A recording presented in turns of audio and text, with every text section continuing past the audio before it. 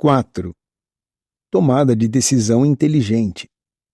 Estamos todos à procura de um sistema que funcione. Tem de ser uma mistura de bom pensamento e aproveitamento do poder do cérebro subconsciente. Eu trabalho muito bem em equipe. Adoro tomar decisões e sinto-me muito confiante em fazê-lo, mas eu realmente acredito no envolvimento, engajamento e aproveitamento da minha equipe e de sua sabedoria e conselho, e na força que vem de um consenso sobre o caminho a seguir. Ficarei feliz em tomar decisões e dar a última palavra quando necessário, mas prefiro muito mais fazer isso em uma equipe. Sir Nick Young, CEO Cruz Vermelha Britânica. O Santo Graal, as melhores decisões. A ciência da decisão é uma sopa de teoria empresarial, psicologia e neurologia. Tomar decisões tem a ver com fazer a melhor escolha a partir do melhor conjunto possível de opções. A menos que você projete uma série de cenários convincentes, cada um com suas vantagens e desvantagens, é impossível saber se você tomou a decisão certa e empregou o processo mais rigoroso. Tem sido um prazer, não um fardo, ler os especialistas no assunto.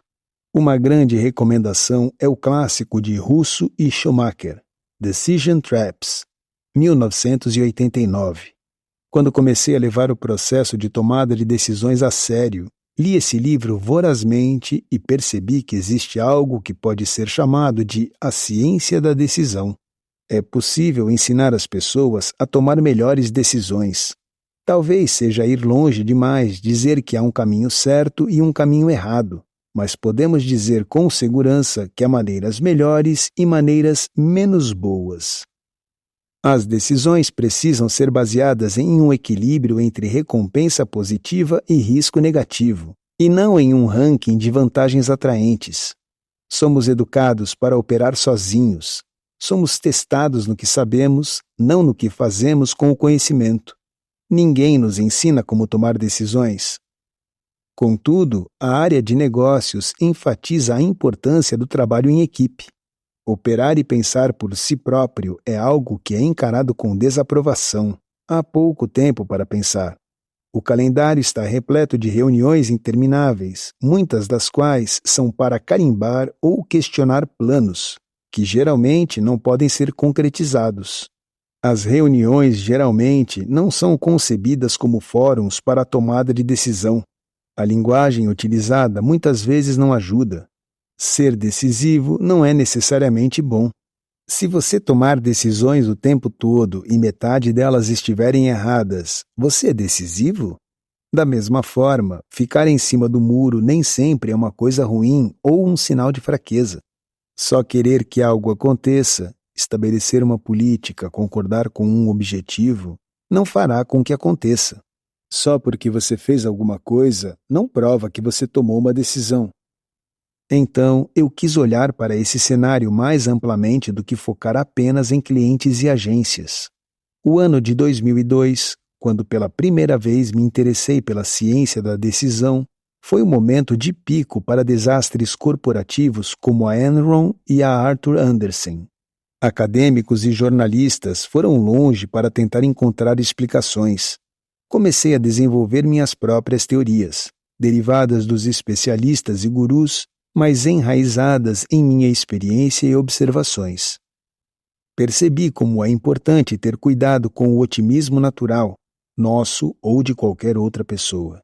O marketing está cheio de otimistas. Toda vez que escrever um plano de marketing, você precisa acreditar que ele é alcançável, mesmo que você aceite, no fundo, que nem todas as marcas de um setor podem se destacar. É um mundo que não é determinado pela análise multivariada. Se você tem uma ideia realmente muito boa e pode transformá-la em publicidade inteligente, a marca pode ser extremamente bem-sucedida. E a medida do sucesso também será explícita. Se as vendas subirem 50%, a participação da marca no mercado duplica. O otimismo é perigoso, pois, quando você começa a olhar para opções e cenários, é muito tentador seguir pelo caminho que tem o maior lado positivo, em vez de ficar longe daquele que tem o pior lado negativo. Eu percebi que a melhor opção é, muitas vezes, a que tem o segundo melhor lado positivo e o lado negativo menos prejudicial. Um pouco como escolher um vinho quando se quer equilibrar hospitalidade com frugalidade. O importante é tomar a decisão correta e depois geri-la. As 6 regras. 1. Cada decisão importante é uma jornada, não um único passo.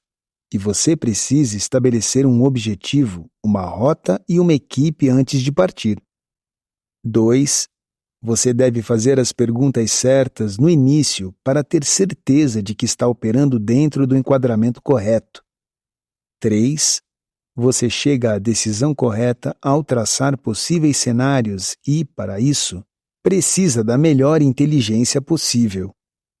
4. Nenhuma decisão tem muito significado se não há adesão. A probabilidade de ganhar adesão de outras partes será inevitavelmente um fator na decisão de qual caminho seguir. 5. A execução é crítica.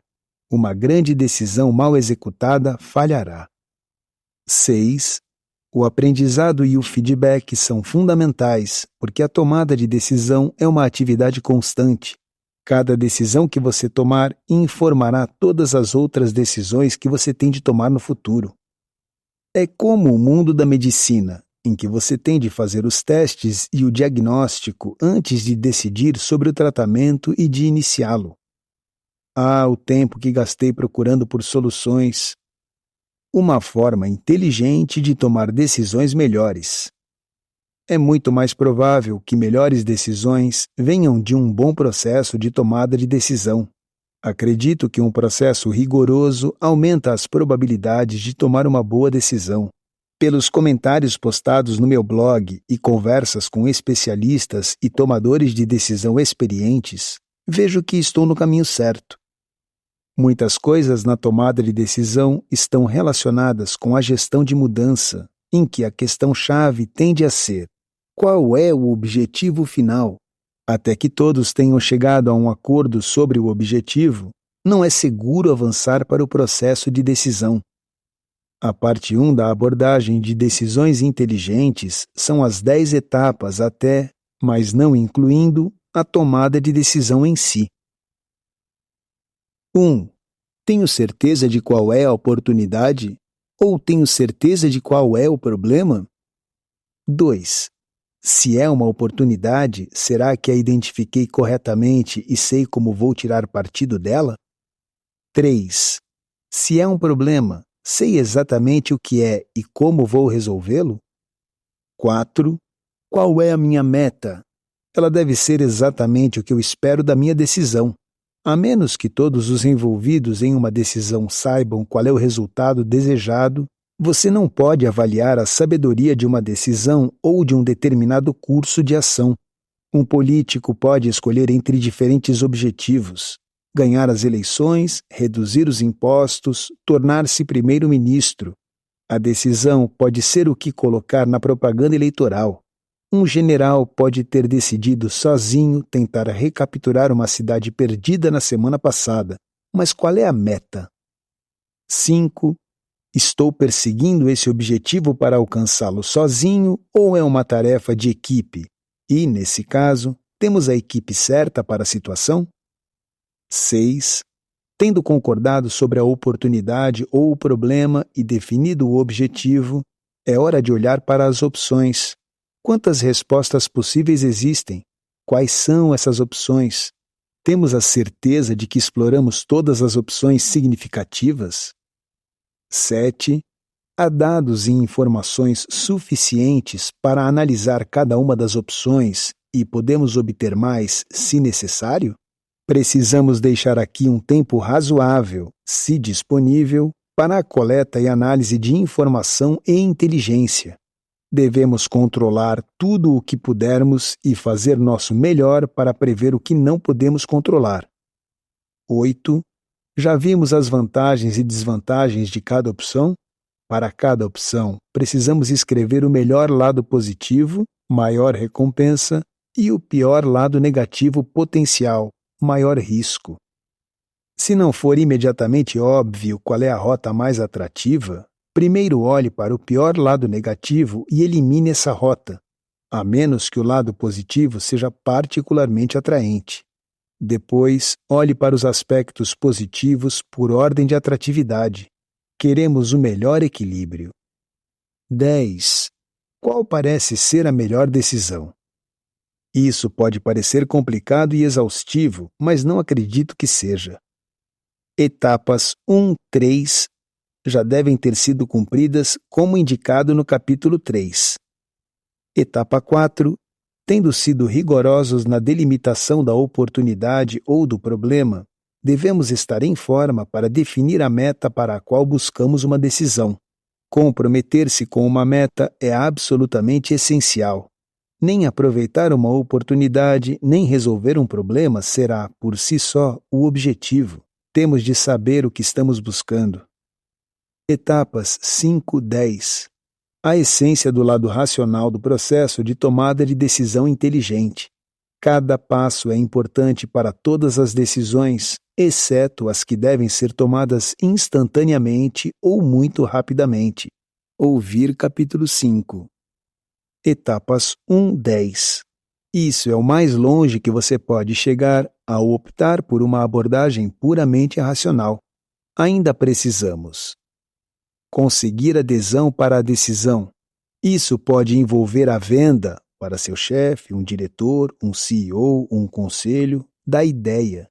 Pode significar obter a concordância de colegas e opositores.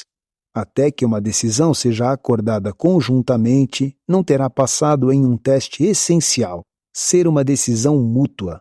Pensar na melhor forma de comunicar a decisão, porque uma decisão só se torna real quando se torna pública. E, fundamentalmente, refletir sobre a maneira de implementação, inicial e contínua, o que inevitavelmente envolverá feedback, mais inteligência e mais decisões. Mas, antes de tomarmos a decisão, é crucial usarmos um pouco do nosso instinto. Como fazemos isso?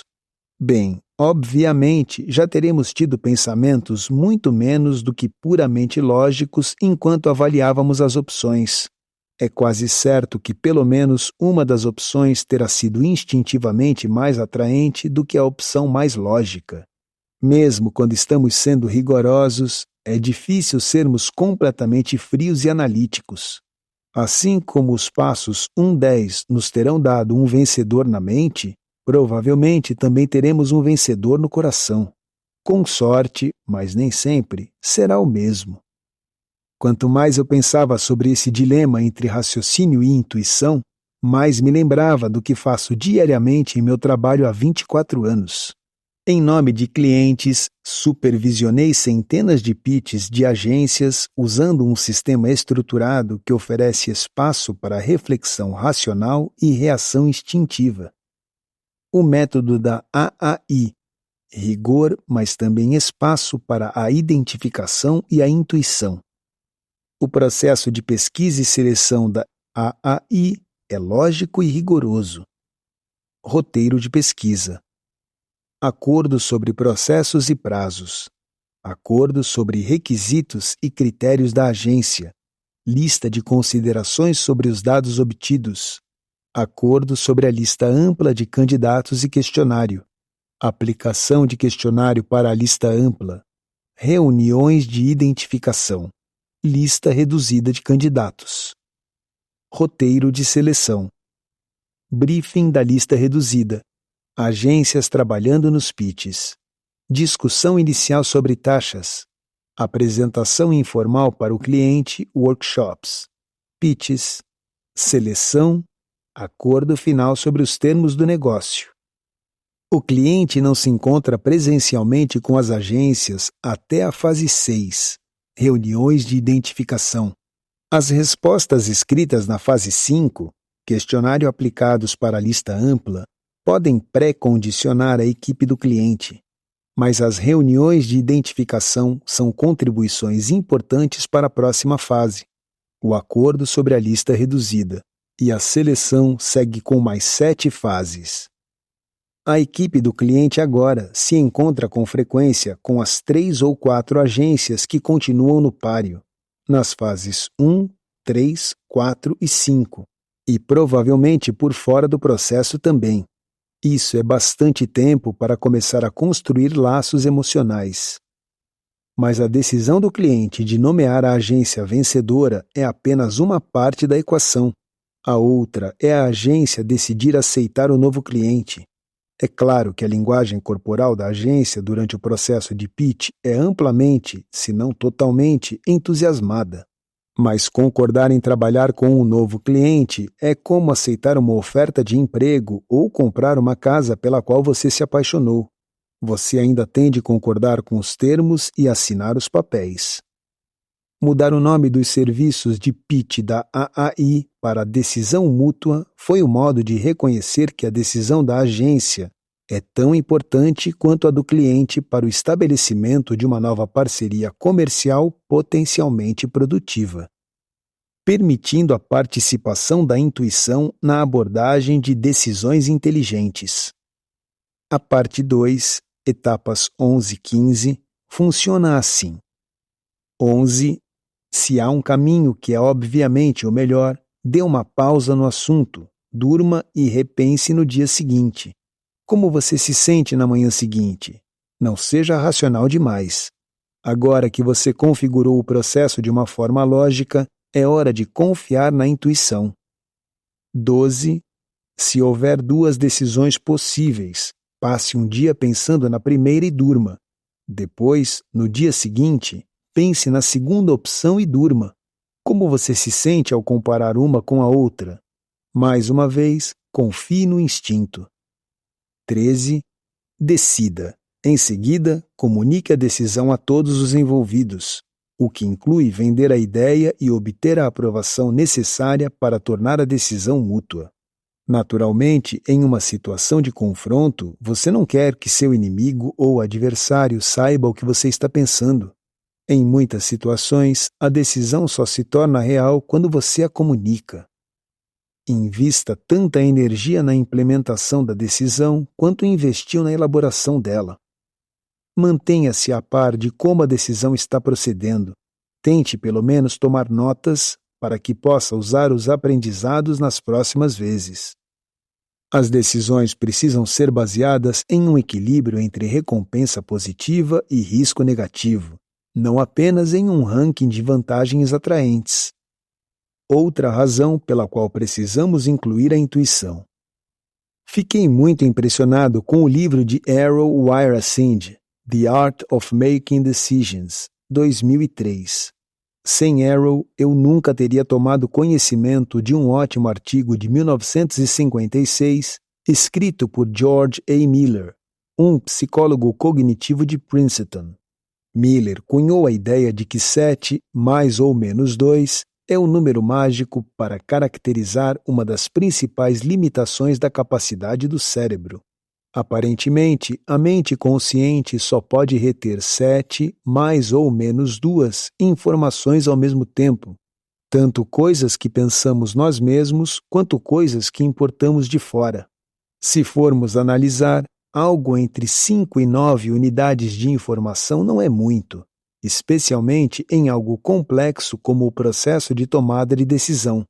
É um longo caminho para explicar por que a escolha, ouvir capítulo 7, difere de outros tipos de tomada de decisão. Quando escolhemos, temos de eliminar candidatos menos promissores, muitas vezes um de cada vez, para nos darmos uma tarefa exequível, com apenas um número limitado de comparações binárias a fazer. Na tomada de decisão, a regra de Miller 5.9 torna essencial permitir que a intuição desempenhe o seu papel, ainda que em um processo que tenha sido estruturado desde o começo. O lado emocional da tomada de decisão. Apesar do que aprendemos sobre o instinto e a regra das 5.9 informações, a maioria dos livros e documentos sobre tomada de decisão partem do pressuposto de que a racionalidade e a lógica são os principais impulsionadores. A teoria de avaliar as vantagens e desvantagens por meio da aplicação da análise de riscos e recompensas baseia-se em indivíduos e equipes realizando suas deliberações de forma fria e distanciada. Já percebemos que essa suposição não é segura. Outro artigo famoso, escrito em 1979 por um acadêmico japonês, Masanao Toda, da Universidade de Hokkaido, desafia essa ideia.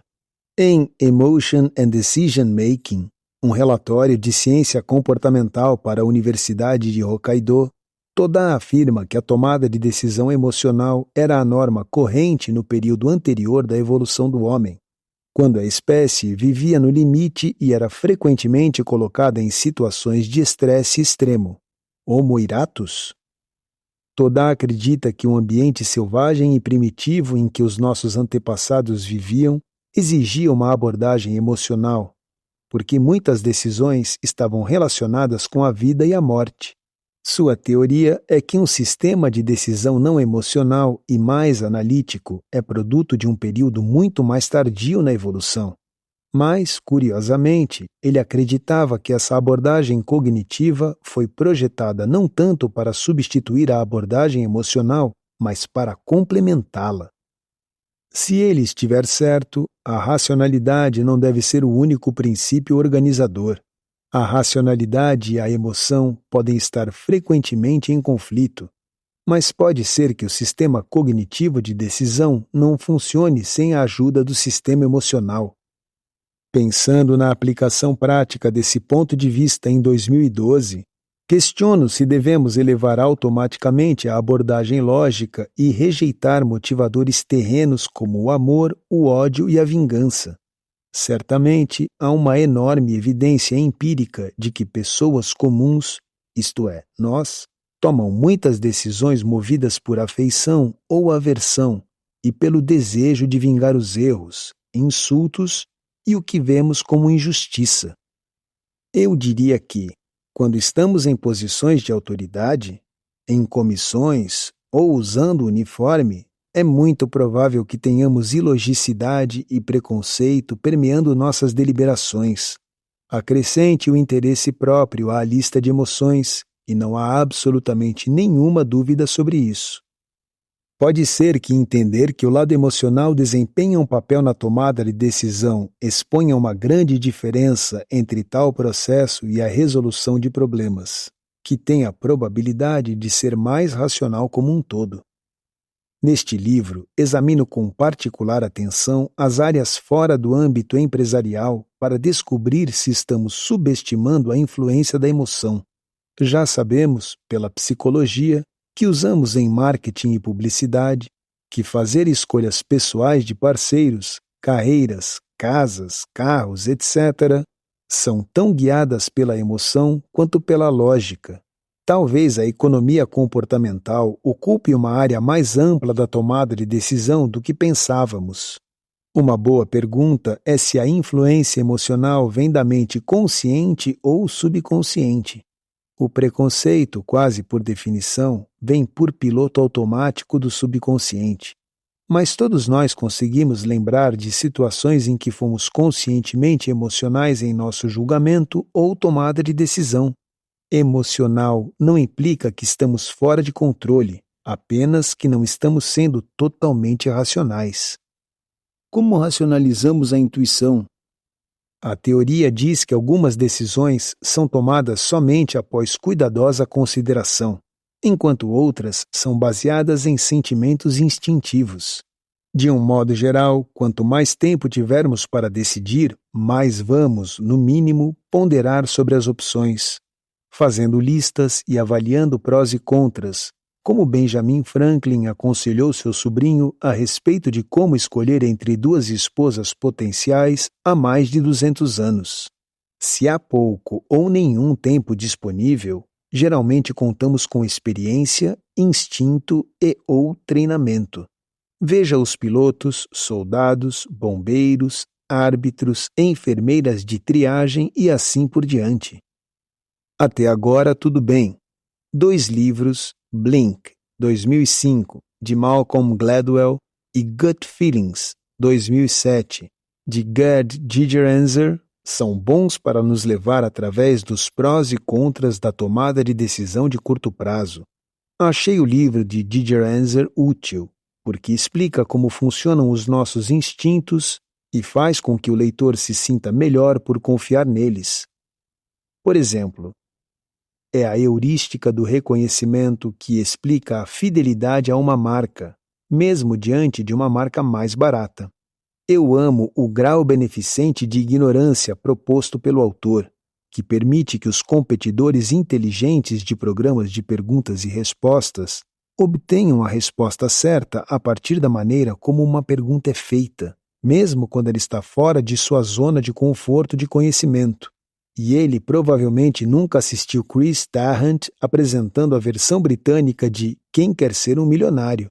Eu acho a inteligência inconsciente uma maneira muito boa de explicar como frequentemente conseguimos usar regras gerais para resolver problemas e tomar decisões de forma precisa e, muitas vezes, mais rápida e melhor do que o faríamos usando a lógica e o método. Gigerenzer usa outro termo que me parece verdadeiro: o cérebro evoluído. A maioria de nós é tão condicionada pela nossa educação formal que queremos fazer da aprendizagem um processo totalmente lógico e linear, com relações previsíveis capazes de ligar entradas e saídas. Em Gut Feelings, há numerosos exemplos de como o cérebro dá um jeito de solucionar os problemas sozinho. A intuição dos detetives, que acredito ser algo que se estende a outros agentes, como juízes, árbitros, professores, parceiros que suspeitam de algo errado. A determinação de cientistas pioneiros. As associações promovidas pelo amor romântico. E Gigerenzer afirma severamente que a intuição é tanto uma habilidade masculina como feminina, apesar do mito.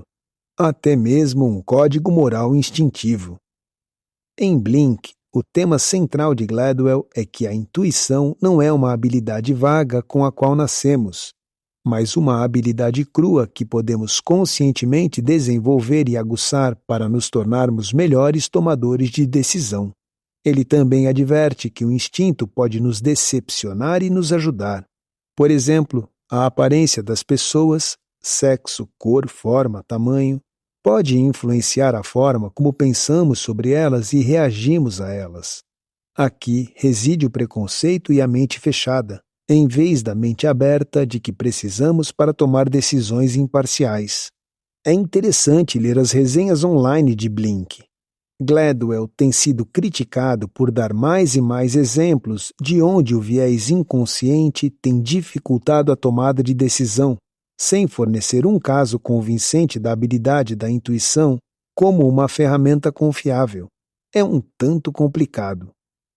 Ambos os livros reafirmam que uma decisão instintiva pode vir a ser tão certa e tão bem-sucedida quanto uma decisão meticulosamente tomada. Uma vez atravessada essa barreira de credibilidade, podemos abraçar alegremente o instinto e a intuição e aceitar que são ferramentas úteis e de fato confiáveis. Dessa forma, racionalizamos a intuição e lhe damos o mesmo respeito que o processo lógico e o pensamento. Nenhum dos métodos de tomada de decisão é infalível. Do mesmo modo, seria errado considerar a lógica e a racionalidade como o caminho óbvio para os homens em oposição às mulheres, ou quando se tem mais tempo. A percepção de que as emoções, as intuições e a álgebra de Benjamin Franklin têm o seu lugar e que são habilidades complementares facilita muito mais nossa missão de viver. Em vez de olharmos separadamente para decisões racionais e decisões influenciadas pela emoção e pelo instinto, deveríamos provavelmente aceitar que a maioria das decisões tem de ter uma dose liberal de razão, emoção e instinto. Pode até ser que as mentes conscientes e subconscientes estejam brigando entre si pela supremacia, mas, muitas vezes, elas trabalham juntas. Quer percebamos isso conscientemente ou não. Rápido e frugal.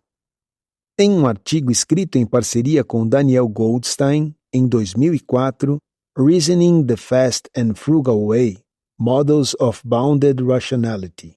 Ginger Answer elogiou heurísticas simples que não requerem grandes quantidades de coleta e análise de dados. Mas há um problema.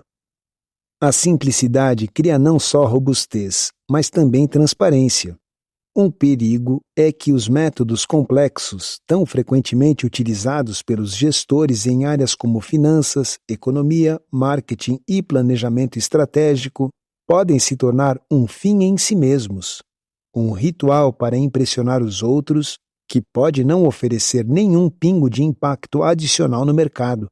Além de querer impressionar os outros, os líderes, às vezes, optam por propagar a complexidade em vez da transparência, porque acreditam que ela tem um efeito tranquilizador sobre as partes interessadas, transmitindo a ideia de que a maior qualidade disponível em processos está sendo usada arduamente para a resolução dos problemas importantes. Como os autores salientam, voltamos à conhecida citação que é equivocadamente propagada de Albert Einstein. Torne as coisas o mais simples possível, mas não simplificadas. Lições da neurologia moderna. Mente consciente versus subconsciente. Kia Nobre é professora de neurociência cognitiva da Universidade de Oxford. Seu livro Attention and Time, com Jennifer Cole, 2010, confirma plenamente a teoria de Miller. Embora possamos notar literalmente centenas de coisas, incluindo informações e dados, em um curto período de tempo, a mente consciente só pode lidar com uma pequena fração delas. Aparentemente, piscamos 5 vezes por segundo e assim tiramos uma fotografia a cada 200 milissegundos. Por causa das câmeras digitais, sabemos que não demora muito para adquirirmos quantidades absurdas de imagens, razão pela qual temos de apagá-las regularmente. O subconsciente faz a mesma coisa. Não surpreende que ele distorça o que levamos em conta de acordo com o nosso nível de interesse. Como costumamos dizer, o tempo voa quando você está se divertindo e uma panela vigiada nunca ferve. Controle automático e inconsciente. Julian Doyon é diretor da Unidade de Neuroimagem Funcional da Universidade de Montreal.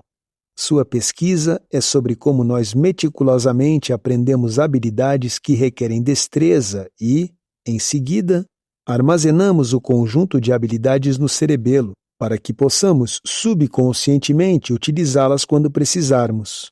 O cérebro tem a capacidade de se reorganizar, formando novas conexões entre as células cerebrais, neurônios. A forma como o cérebro se adapta a qualquer número de habilidades que aprendemos e usamos é conhecida como neuroplasticidade ou apenas plasticidade. Pode levar muito tempo para nos tornarmos realmente proficientes em, digamos, tricô, uma atividade em que o Dr. Doyon conduziu experimentos. Golfe, artesanato, cozinha, qualquer coisa. Mas sempre que aprendemos algo novo, é memorizado pela plasticidade. Torna-se algo nosso, disponível para o nosso uso.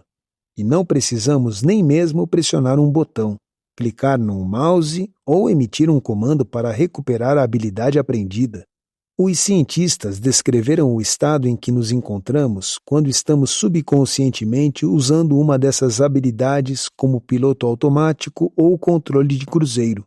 Como a panela vigiada citada, temos muitas frases para descrever os resultados da plasticidade, muitas vezes usando exemplos familiares, como aprender a nadar ou andar de bicicleta. Procurei na internet ao acaso e encontrei as seguintes palavras tranquilizadoras em um site chamado about.com. Andar de bicicleta é facilmente aprendido e não facilmente esquecido. Exatamente. No início do capítulo 9, há uma descrição memorável do mesmo fenômeno por Nigel Jones, que era jogador profissional de xadrez antes de se tornar executivo de publicidade. O subconsciente pode falhar? De fato, pode, como todas as partes do nosso corpo. Não surpreende que muitas informações sobre aspectos neurológicos, surjam como resultado da busca por conhecimento e terapias potenciais em cuidados geriátricos. As pessoas mais velhas esquecem-se mais, e isso pode tornar-se um problema grave. Há também pesquisas fascinantes sobre problemas de destreza. Tanto o professor Charles Adler, da Clínica Mayo, no Arizona, como o Dr. Mark Edwards, do Instituto de Neurologia da UCL, ganharam notoriedade com histórias de casos de tratamento de um profissional de golfe e um guitarrista, respectivamente. Ambos sofriam de uma condição chamada distonia, contrações musculares involuntárias. Para o profissional de golfe, isso provocou um mau funcionamento que os golfistas chamam de IPS, nome dado à perda súbita de habilidade em um jogador experiente. Para o guitarrista, aquilo simplesmente o impedia de ganhar a vida, porque ele não conseguia mais tocar sem errar. O tratamento envolveu o envio de corrente elétrica direto para o cerebelo. A aprendizagem da neurologia. Deduzo. O subconsciente desempenha um papel vital em todas as atividades aprendidas. Conseguimos aprender qualquer atividade quando seguimos conscientemente instruções ou diretrizes racionais, e depois as guardamos na memória, graças à plasticidade. O processo decisório e seus elementos constitutivos são uma atividade que envolve aprendizagem complexa. Toda tomada de decisão, mesmo quando não é perfeitamente executada, deve ser feita a partir da plasticidade e da lógica. Temos de usar muito de nosso modo de piloto automático. Podemos aprender a nos tornarmos melhores no processo de tomada de decisão e reter esse conhecimento. Essa melhoria, tal como o aprendizado inicial, envolve tanto a mente consciente quanto a inconsciente. A teoria de Descartes, que só a mente pensa, não estava errada, apenas incompleta. O contra-almirante David Snelson fala sobre o efeito do piloto automático. A Marinha fala sobre a capacidade de lidar com navios. Tem muito a ver com a consciência espacial. A consciência espacial é algo que você tem ou não tem, mas é possível melhorá-la. Talvez o caso mais claro em que ela é realmente necessária seja a função de piloto de caça tradicional. Se você conversar com alguém que pilotou um jato rápido em combate aéreo, ele te dirá que consegue manter o cérebro focado no norte, enquanto o jato faz algo bem diferente. No entanto, o cérebro desse tipo de piloto ainda sabe onde está tudo à sua volta. É uma habilidade extraordinária, e os pilotos de caça a têm. Curiosamente, os marinheiros também a possuem, especialmente os capitães de submarinos, porque eles aparecem rapidamente na superfície, dão uma olhada ao redor para ver o que os navios estão fazendo na superfície, descem novamente, viram seu submarino e vão em uma direção diferente. Entretanto, estão pensando naqueles navios que viram pela última vez. Tal embarcação estava ali, outra estava indo para lá, e eu estou indo para acolá. Há uma consciência espacial muito complexa acontecendo no cérebro. Colocar um navio na direção certa é uma versão menor disso, porque você ainda pode ver tudo o que está acontecendo ao seu redor. Um piloto de caça e um capitão de submarino não podem. A tomada de decisão é um jogo que funciona melhor em equipe. Um aspecto da nossa herança educativa é a nossa tendência de tentar enfrentar desafios e resolver problemas sozinhos. Equacione isso com um exemplo básico de economia comportamental: o papel do computador pessoal em nos tornar solitários autossuficientes. Temos aí uma receita para tomadores de decisão de baixo desempenho. Se já não era óbvio que o trabalho em equipe é um elemento essencial para uma tomada de decisão bem-sucedida, o aspecto do enquadramento é o GO. A melhor forma de tomar decisões depende significativamente do enquadramento que usamos para centrar o nosso pensamento. A sequência do processo começa assim. 1. Qual é o problema que está nos forçando a tomar uma decisão? 2. Qual enquadramento estamos usando? 3. Podemos pensar em outros enquadramentos possíveis? 4. Temos toda a informação, experiência e feedback necessários para tomar uma decisão? ou precisamos de mais informações? Um dos grandes benefícios do trabalho em equipe é que é provável que tenhamos quase tantos enquadramentos quanto participantes. No dia do referendo eleitoral, pude observar os diferentes enquadramentos usados pelos principais protagonistas políticos no debate sobre voto alternativo. É claro que o objetivo de uma equipe não é maximizar o número de enquadramentos, mas sim aprender a partir dos que são relevantes, trazidos para a discussão por cada membro da equipe. Mas antes de marcarmos reuniões para selar um consenso, vamos ser um pouco radicais. É extremamente difícil chegar a um consenso, no sentido de adesão voluntária a um ponto de vista, linha de pensamento ou curso de ação, em reuniões convencionais. A cultura de reunião, a hierarquia, os perfis de personalidade e a falta de tempo significam que se reunir em uma sala de conferência é uma forma realmente ineficiente de partilhar diferentes abordagens. Há um excelente artigo de Ram Charan sobre esse fenômeno, Conquering a Culture of Indecision, publicado na Harvard Business Review em relação à tomada de decisão mais inteligente, 2007. Charan fala sobre falsas decisões que emergem de tais reuniões. Elas são falsas porque a adesão não é sincera e os participantes da reunião que não concordam, mas não o dizem, farão seu melhor depois para minar a decisão e derrubá-la. A solução?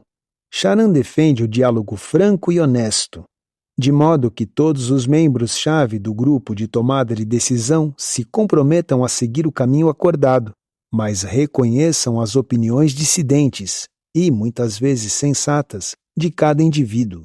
Minha opinião sobre isso é que, sem um consenso artificial, a implementação de uma decisão importante tem mais chance de ser flexível e, portanto, provavelmente mais bem-sucedida, porque os membros da equipe podem aplicar sua expertise em aspectos cruciais da execução da decisão.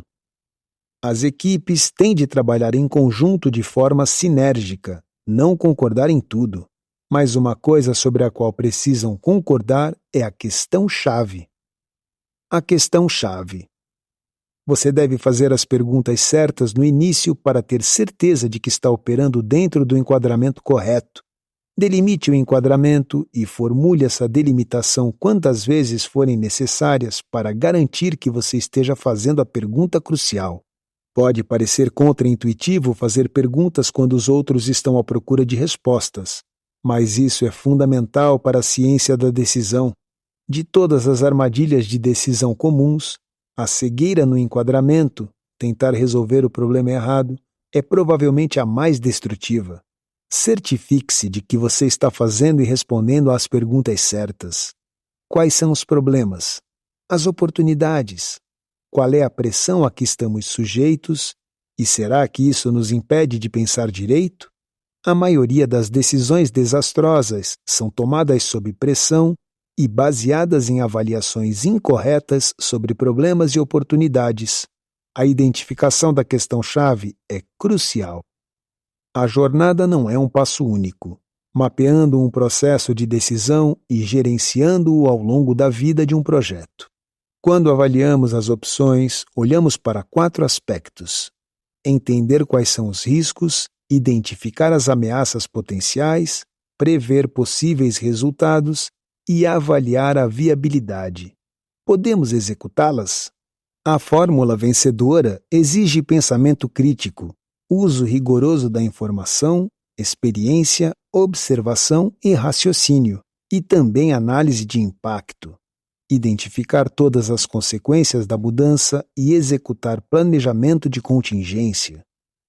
Você não pode ser um tomador de decisão eficiente a menos que tenha dominado uma série de técnicas de resolução de problemas e de tomada de decisão.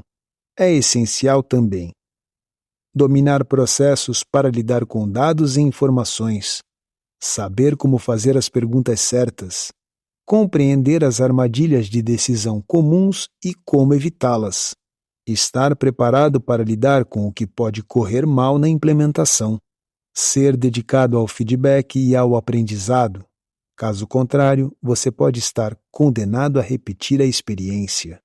Estar preparado para pôr em prática pensamento proativo e sistemático para equilibrar as pressões reativas do momento, de smartphones, e-mails e notícias. Há graus relativos de estresse em jogo aqui.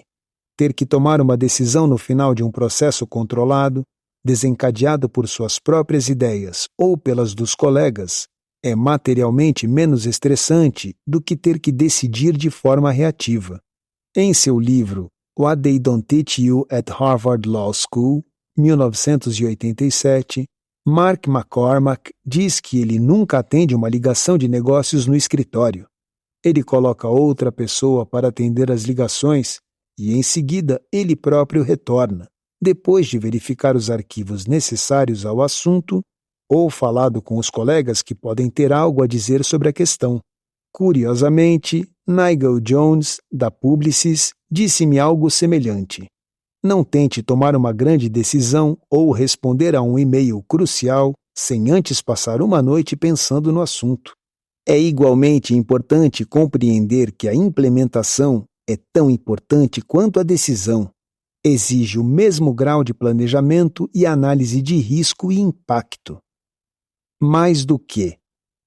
Isso nos leva à questão da priorização, um dos principais elementos da tomada de decisão.